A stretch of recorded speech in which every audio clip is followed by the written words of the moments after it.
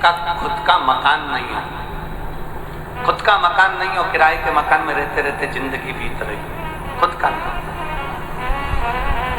और बहुत दुख का जीवन चल रहा, बहुत कष्ट का जीवन, बहुत अपना खुद का कोई मकान नहीं, मान लो प्लाट है पर मकान बन नहीं रहा, या कोई प्रॉपर्टी अपनी नहीं बन रही, तो हम इस व्यास पीठ से कहना चाहेंगे कि एक प्रयोग अवश्य करिएगा, एक प्रयोग अवश्य। अपने आसपास के नजदीक के 5-6 बेलपत्र के बड़े बड़े वृक्ष देख लो या छोटे वृक्ष देख लो, उन 5-6 वृक्ष को धीरे धीरे उनकी सेवा करना प्रारंभ करो, उन वृक्षों को बड़ा करना प्रारंभ करो, उन वृक्ष के नीचे सफाई करना प्रारंभ करो, उन वृक्ष को जल देना प्रारंभ करो, उन वृक्ष को आप खाद देना प्रारंभ करो, उन वृक्ष की सेवा संभाल करना प्रारंभ कर दो, उस वृक्ष के नीचे बुआरी काटना प्रारंभ कर दो, झाड़ू लगाना प्रारंभ कर दो, उस वृक्ष के नीचे सफाई करना प्रारंभ कर दो, उस बेलपत्री के 5-6-7 वृक्ष को आप गोद ले लो। गोद लेना मतलब मैं इसकी सेवा करूंगा, मैं इसमें जल दूंगा, मैं इसके खाद दूंगा, मैं इसकी सेवा करूंगा, कुछ मत करो, बस केवल इस शरीर से उस बेलपत्र के वृक्ष की सेवा करना रोज प्रारंभ कर दो। 6 महीना इंतजार करना और 6 महीना लगातार सेवा करना, 7वां महीना आपका और हमारा, और बताना कि भोलेनाथ ने प्रॉपर्टी दिलाई कि नहीं दिलाई और आगे बढ़ाया।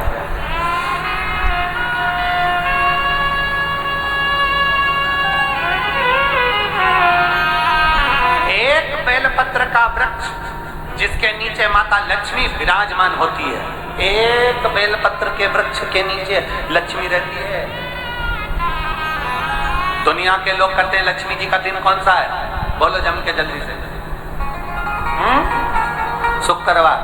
दुनिया के लोग कहते हैं लक्ष्मी जी का दिन शुक्रवार है, पर माता लक्ष्मी से पूछा जाए कि तुम्हारी माता ख्याति देवी नारायण भगवान के साथ तुम्हारी शादी नहीं कर रही थी, शंकर को लक्ष्मी दे रही थी, तब तुमने भगवान शंकर से विनती करी, भोले बाबा मैं नारायण से प्रेम करती हूँ, भगवान नारायण से मेरा विवाह हो।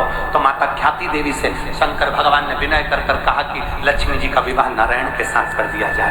भगवान नारायण के साथ जब लक्ष्मी जी का विवाह हो गया, तब लक्ष्मी जी हाथ जोड़कर बोलती हैं, बाबा मेरा विवाह नारायण के साथ हो गया, पर मैं आपके चरणों की सेवा करना चाहती हूँ, बाबा आप कृपा करिए कि मैं क्या करूँ आपके लिए। शंकर भगवान कहते हैं, लक्ष्मी बस 2 चीजें कर दे, एक सोमवार के दिन तू मेरे मंदिर के दरवाजे पर चौखट पर बैठ जाना, और दूसरा प्रतिदिन शाम के समय पर तू बेलपत्री के पेड़ के नीचे बैठ जाना। जो तेरी बेल वृक्ष के नीचे सेवा करने आए, जो शंकर जी के मंदिर में सोमवार को जल चढ़ाने आए, उसका जो पात्र जल चढ़ाकर जब वो घर लेकर जाए, उसके पीछे पीछे पात्र के पीछे पीछे तू जाना, और उसके घर में लक्ष्मी का भंडार बनकर आए।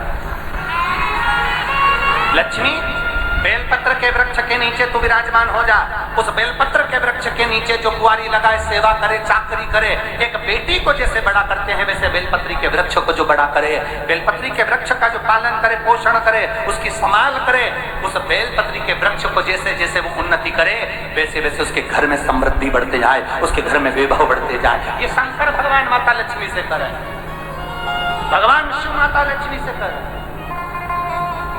तो भस्म, अगर शिव के मंदिर में भस्म मिल जाए, शंकर पर चढ़ी हुई भस्म अगर मिल जाए तो, और अगर भस्म ना मिले ना, तो शंकर के जो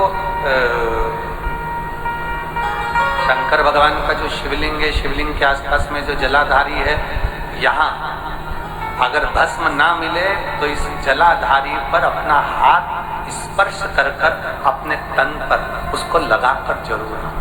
भस्म एक शंकर पर चढ़ा हुआ जल, दूसरे नंबर पर है शंकर पर चढ़ी हुई भस्म। ये 2 स्पर्श जरूर, स्पर्श। एक भस्म का एक बड़ा सुंदर चरित्र आता है। दूसरा, जिस भूमि पर बैठकर कथा सुनो, उसकी रज को अपने मस्तक पर थोड़ा सा लगाकर अवश्य जाओ, तो जीवन का एक आनंद है। और शंकर के मंदिर में जाओ तो 2 चीजें अवश्य लेकर आओ। पहला, शंकर जी पे चढ़ा हुआ, जम के बोलो, जल अवश्य लेकर आओ, क्योंकि जब तुम जल लेकर आते हो, पात्र लेकर आते हो, तो मेरा महादेव लक्ष्मी जी को तुम्हारे पीछे पीछे तुम्हारे घर तक भेज देगा। चढ़ी हुई बेलपत्र मत खाओ। लोग कहेंगे शंकर पर चढ़ा हुआ ये मत खाओ। हम इस व्यासपीठ से निवेदन करना चाहेंगे कि आप अगर दिल रखकर अपने बाबा से कहोगे ना, तो बाबा पर चढ़ा हुआ जो जल है ना, वो जल साधारण नहीं रहता। मेरु पुराण में, भागवत पुराण में, स्कंद पुराण में, कुर्म पुराण में, नर्मदा पुराण में, लिंग पुराण में, नारद पुराण में, ब्रह्मवैवर्त पुराण में, जितनी भी पुराण हैं, सब पुराणों में लिखा है कि जिस स्थान पर बैठकर हम भगवान की कथा को सुनते हैं, उनको याद करते हैं, जितनी देर हम उनको याद करते हैं, उतनी देर वो परमात्मा उस स्थान पर बैठा हुआ रहता है। हाथ रखकर बोलना, शंकर भगवान से तुम्हारा रिश्ता कौन सा? शिव जी से आपका कौन सा रिश्ता?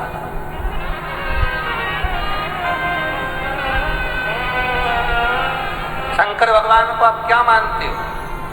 हमने आपको एक संबंध बताया था कि सीहोर कुबेरेश्वर धाम आपका मायका है, तो हम आपके भाई हैं, तो शंकर भगवान आपके पिता हैं, आपके बाप हैं, आपका बाबा है, आपका दादा है।